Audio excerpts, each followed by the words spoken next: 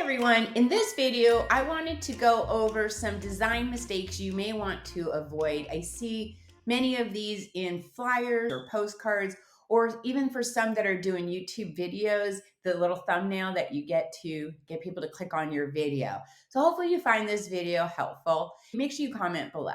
The first one I'd like to point out is sometimes you will have clashing colors. And here's some examples. As you can tell, this is so light. Now it might look really pretty on a flyer or your postcard, but it's hard to read, especially for those that are receiving this that may be elderly, like say it's in a postcard or on a thumbnail and you're scrolling on your phone. If somebody scrolls past it, it would be almost impossible to read.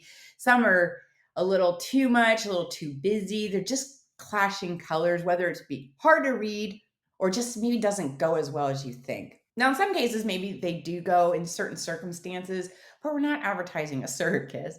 We're trying to get people to click on our video, and sometimes it may be a funny one, and that's where it could work, or read our flyer or our postcard or whatever marketing you're putting out. Here is a website I'd like to share with you. Go ahead and go to this website. And what I like about this website, for free, you can go and you can get an idea, some colors. You can take these codes and you can put them right inside of Canva.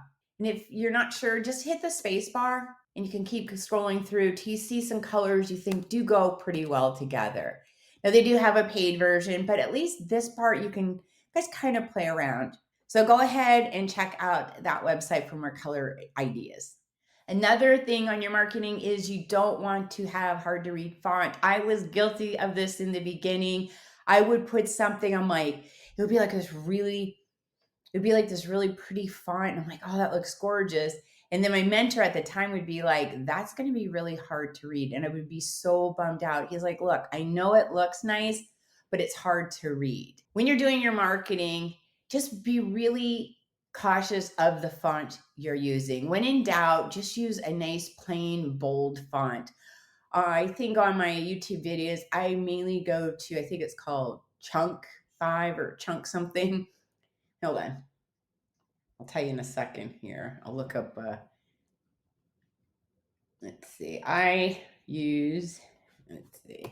Mine defaults to, it's called Chunk 5. It's a nice, bold text. Or you can have a nice, thinner text, but these ones over here under bad fonts, they're just really, as you can even see, this is all the same font size. And you can really see it's hard to read on some of these. And this is a font size, I think I put in like 18. And it's still quite difficult to read. These are all the same. Everything on here is the same font size. So you can see the difference. Very, very rarely can you use something like this. Maybe for a signature, I'll use it. But very rarely, when in doubt, I just go with a nice, clean font. Another thing is the lighting in your photos. And a lot of this you can edit in Canva. But it's best if when you first go to get the photo that it's not overexposed. It doesn't have way too much light. Here it's just way too dark. Now again, when I'm creating something, sometimes I'll darken a photo a little bit to then put my wording over it. It'll make the wording pop out. Or I may even blur the photo. You'll just have to play with it. And this is in Canva, all of this I'm talking about. You just have to sometimes play with it, but really be careful of too much or too dark of a photo, too light or too dark of a photo. Here's a couple examples. When you're taking your home photos, a good photographer will help you shut off all the fans, turn on all the lights, open all the blinds, do it during the day, and just to get a really, really good photo. If you're using something on Canva already made, like it's these photos, 9 times out of 10, you can use the photo the way it is. Again, if I want it to really pop or have the words pop, I may blur the photo by just a few degrees, just a few numbers, and then put the text over it.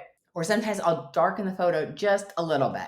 Not quite this dark. That's almost like scary looking, or it really starts distorting the color, but a little bit, just enough to get the words on the photo to stand out. Okay, now bad layout. This I see often.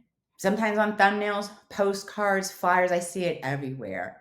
This is a bad example, and I did go overboard. It's just why it's bad. It's hard to read. There's a lot going on. too many colors. You got no theme going here. Using different color, even in the fonts. It's too dark, too much graphic, too much text, a bad photo. There's no reason to click on the photo. It's just bad. And it's, again, that bad font, hard to read, using too many different types of fonts. And then you get something like this, way better. It'll capture your attention. This pops out, keeping consistent with the colors. You could make this background under the 5 steps, you could make that red, and that would really get it to pop out. But for the sake of this video, I just wanted something nice and clear and clean. And here's where I went ahead and I blurred the photo here. You can't really see with all the stuff on it. But I just took the setting and I just blurred it by a few numbers. And it makes this stand out, what you're trying to say to them. If you are saying something, most flyers and postcards you will.